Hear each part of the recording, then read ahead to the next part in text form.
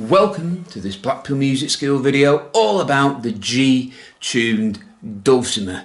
But before we start, hey Google, what's today's date?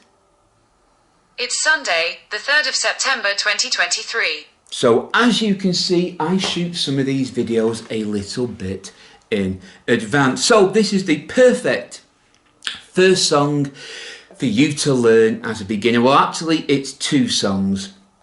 I will teach you the basics of both of them in this video. So the songs I'm going to teach you are both two chord songs. These are ideal for a beginner. Obviously I can't teach you the whole song on here because I'm not allowed to, but I will teach you the chords, and if you look them up it is fine. So here are the two songs. The first is Jambalaya, and the second one is Tom Dooley.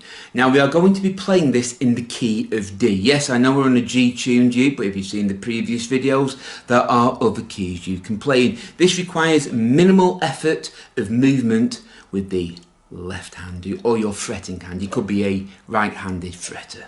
So let's get started. You will need to be able to play the alpha chord like that. That's the first finger on the strings nearest your chin, or in my case double chin. The next finger, the middle finger on the middle string, and your ring finger on the pair of strings, or maybe a single string nearest the floor. So you're playing all of them three strings at the first fret. That is the alpha chord, A alpha. To make it a D, you simply lift off your middle finger. That's a delta chord, D. Alpha.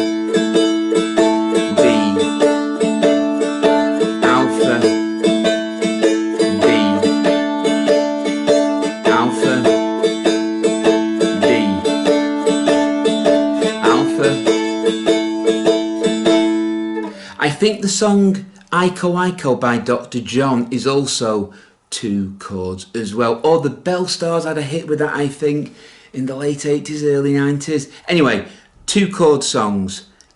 Tom Dooley and Jambalaya are both two chord songs. The first chord, the song you start off in, is in D, delta D. So you're playing the first of the G strings, the first one nearest your chin and the one nearest the ground, but you are playing it with your ring and first, like that. That is so when we go to alpha we can add the middle finger to the middle string, so that song now can be played with minimal effort.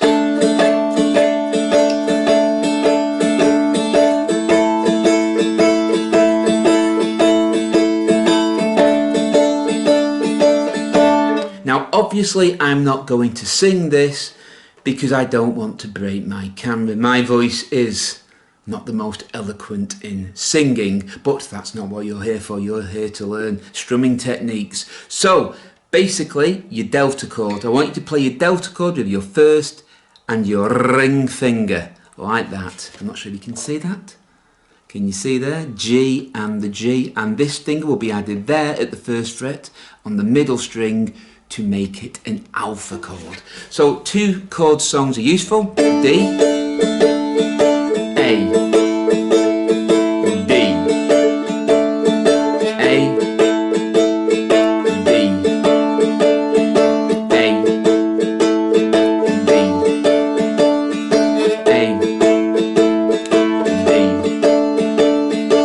A. So all you need to do to keep this to the minimum of movement is the first finger at the first fret of the G string nearest your chin, your ring finger at the G string nearest the floor or the pair of G strings, and your middle finger slips onto the middle string at the first fret to make it the alpha chord. Delta, alpha, delta, alpha, delta, alpha. Now the reason I am teaching you this is sometimes when you can play a couple of songs it does boost your confidence because you feel like you're making progress as a musician. When you want to make progress as a musician, you want to be able to play songs, entertain people, do something at a party. Do they still have those type of parties where each person has to do a turn? They were certainly prevalent when I was growing up. You had to do a turn at each one. Anyway, this is one you could do with minimal movement and minimal effort. All you are doing is lifting your middle finger off the middle string when it's the first delta, alpha, delta, alpha. Even if you don't have the sheets to their music, if you listen to Jambalaya and Tom Dooley, and I think Iko Iko, you will hear the chord changes.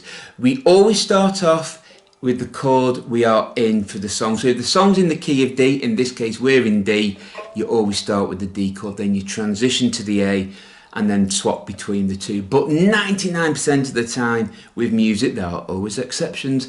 If you're in the key of D, you're probably going to start with a D chord, especially in rock, pop, country and blues, that type of music. Jazz is always a little different because they use different embellishments to make the song sound different.